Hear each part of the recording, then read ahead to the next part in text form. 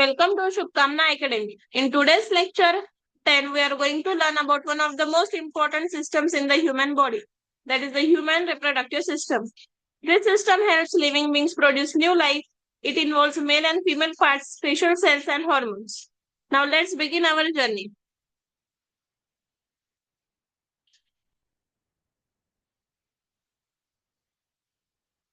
Think about a time when you heard about a new baby coming into your home or a family or someone else.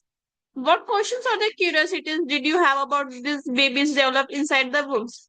Might be everyone must have the curiosities how it develops, how it comes, and how it grows. Now we are going to learn about this in those lectures. Today you will name the functions of human reproductive system after the learning the slides. Identify the structures and the functions of male and female reproductive system, and you will get to know about the menstrual cycle in simple terms. Did you know that human baby's heart begins to beat around 20 or 21 or 22 days after fertilization in the womb of a female body? Now, reproduction means it's creating a new life. In humans, it happens through after the male and female reproductive systems. Each system has special organs that produce and transport reproductive cells, which is also called gametes, sperms in the males and the eggs in the females. Now, there are the four main specific functions of the human reproductive system, that is to produce gametes, that is the egg and sperm cells, to store and transport these reproductive cells, to help in the development of a baby during pregnancy, and to make hormones that control changes in the body. And these functions are important for the continuation of life. Now, male reproductive organ. Now, let's first look at the male reproductive system, and it includes the testes, which makes the sperms and hormone called testosterone. Now, vas deferens, a tube that carries sperm from testes. Prostate gland, that makes fluid that mixes with sperm to form semen. Urethra, which carries semen or urine out of the body.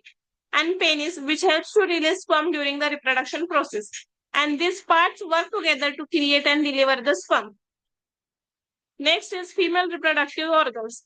Now let's understand the female reproductive system, and it includes ovaries, that is produce eggs, which is also called ova, and release female hormones like estrogen and progesterone.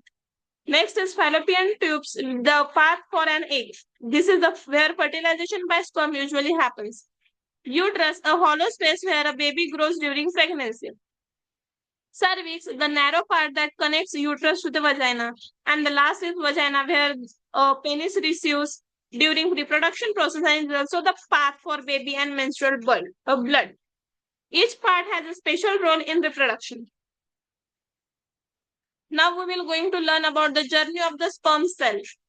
Here is how reproduction happens. During reproduction, millions of sperm cells travel from the male body into the female reproductive system. And the sperm travels through the vagina, into the cervix, to the uterus, and into the fallopian tube. If it meets an egg, fertilization can happen, which is the start of a new life. Now, menstrual cycle. The menstrual cycle happens only in females. It's a natural cycle that usually lasts around 28 days.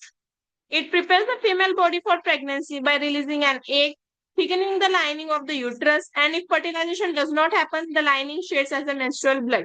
And this process repeats every month after 28 days. Now let's study about the stages of the menstrual cycle. That is the menstruation, then the follicular phase, ovulation phase, and the luteal phase. Menstruation, as we know about the lining of the uterus, which is shed and comes out of as a blood. Then follicular phase, when the pituitary gland releases hormones that stimulate the growth and the development of ovarian follicles. Ovulation phase, where the mature egg is released from the ovary and is ready for the potential fertilization. And if fertilization does not occur, then it comes as the blood, and which is known as the menstruation.